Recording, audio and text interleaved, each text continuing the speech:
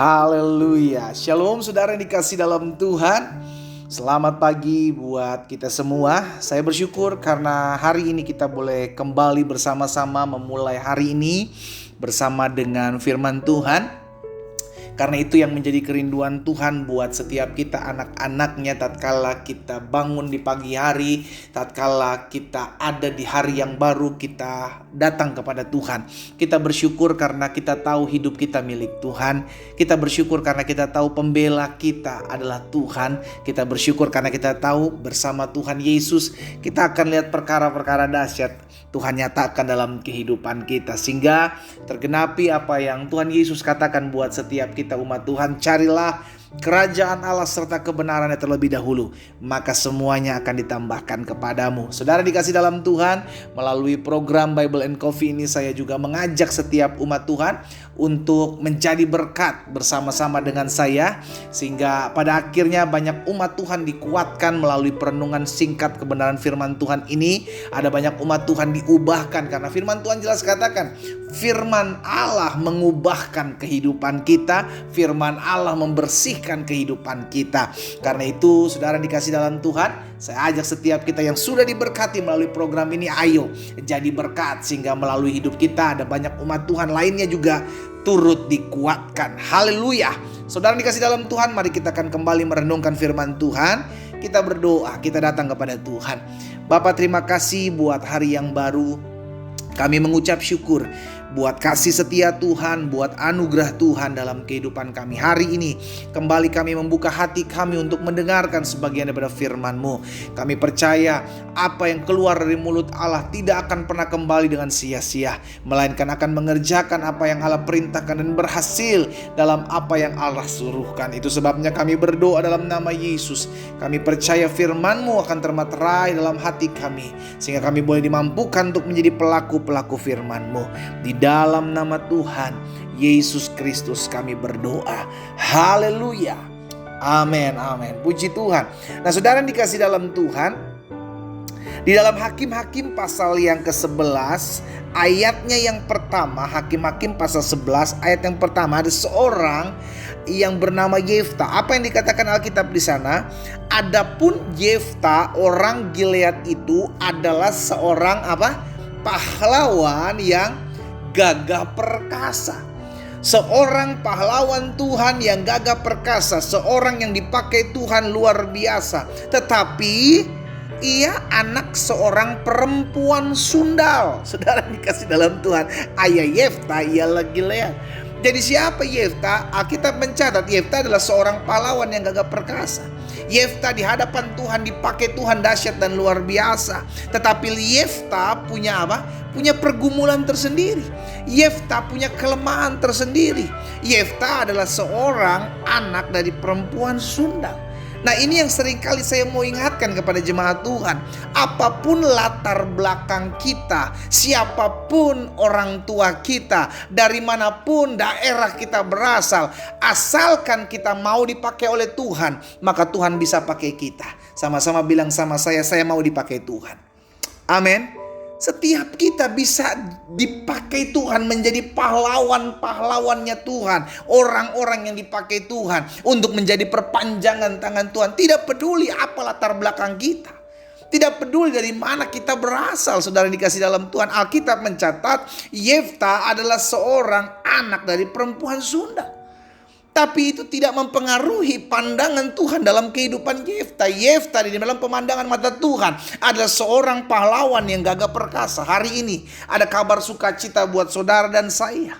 Engkau yang hari-hari ini mungkin merasa minder oleh karena latar belakangmu. Engkau yang hari-hari merasa malu, merasa lemah oleh karena apa yang pernah engkau lakukan dalam kehidupanmu dahulu sebelum engkau mengenal Kristus. Hari ini saya mau ingatkan, jangan sampai kita diintimidasi oleh iblis dengan mengingatkan akan masa lalu kita, akan kelemahan-kelemahan kita, sehingga akhirnya kita tidak bisa dipakai oleh Tuhan untuk menjadi berkat dimanapun Tuhan tempatkan kita berada. Haleluya. Bahkan dalam Hakim-Hakim pasalnya yang ke-6 ayat 11 dan ayat 12. Hakim-Hakim pasal yang ke-6 ayat 11 dan 12. Kemudian datanglah malaikat Tuhan dan duduk di bawah pohon terbantin di Ofra kepunyaan Yoas. Orang Abiezer itu, sedang Gideon anaknya mengirik gandum dalam tempat pemerasan anggur agar tersembunyi bagi orang Midian. Jadi pada saat itu orang-orang pilihan Tuhan, umat Tuhan sedang mengirik gandum dalam tempat-tempat yang tersembunyi. Kenapa? Karena pada saat itu mereka sedang ditindas, mereka sedang ditekan oleh orang-orang Midian.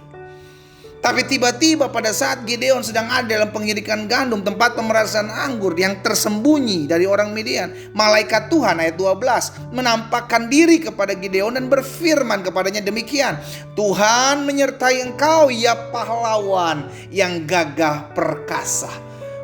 Lalu kalau kita baca selanjutnya, sudah dikasih dalam Tuhan, Gideon bilang, loh kalau Tuhan menyertai kami, kenapa hal ini menimpa kami? Apapun keadaan kita, hari ini kita diingatkan juga dari peristiwa Gideon, saudara dikasih dalam Tuhan.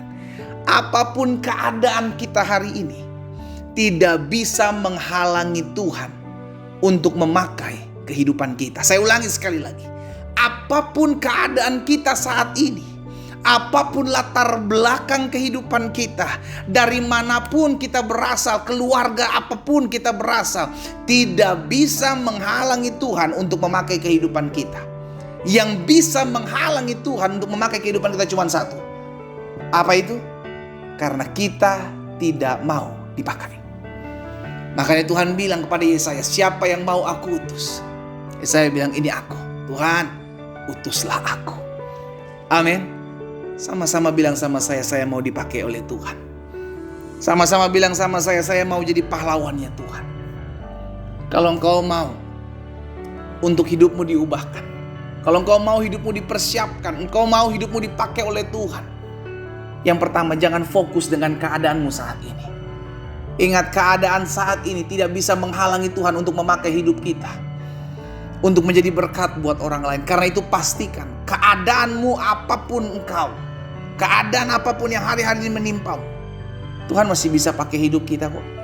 Yang kedua, ingatlah akan hal ini, kalau engkau mau dipakai oleh Tuhan, jangan lihat di belakang. Jangan lihat masa lalumu. Engkau punya masa lalu, engkau punya hal-hal yang dulu pernah kau lakukan yang tidak berkenan kepada Tuhan, dan sekarang Tuhan sudah pulihkan hidupmu. Jangan lagi kembali ke masa lalu, tapi pandang ke depan. Aku melupakan, kata Rasul Paulus, apa yang ada di belakangku dan berlari-lari menuju panggilanku untuk mengejar kuasa Kristus. Sehingga akhirnya kita menyadari, betul kita pernah melakukan hal-hal yang tidak berkenan kepada Tuhan, tapi itu dulu. Dan iblis seringkali mengintimidasi kita dengan mengingatkan kita hal-hal yang melemahkan iman kita. Iya kan? Alkitab mencatat, saudara dikasih dalam Tuhan, bahwa Yefta adalah anak dari seorang perempuan sundal. Tapi itu tidak menghalangi Tuhan untuk memakai kehidupannya. Hari ini saya mau ajak setiap umat Tuhan, hai engkau pahlawan-pahlawannya Tuhan, bangkit.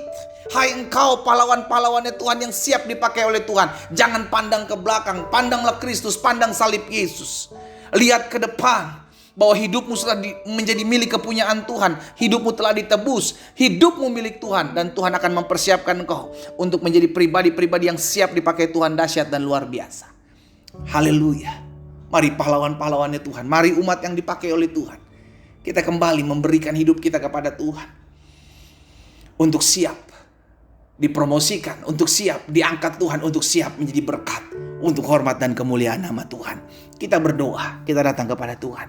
Bapa, dalam nama Tuhan Yesus, terima kasih karena hari ini kami terus diingatkan bahwa kami sudah dilayakkan, hidup kami berharga.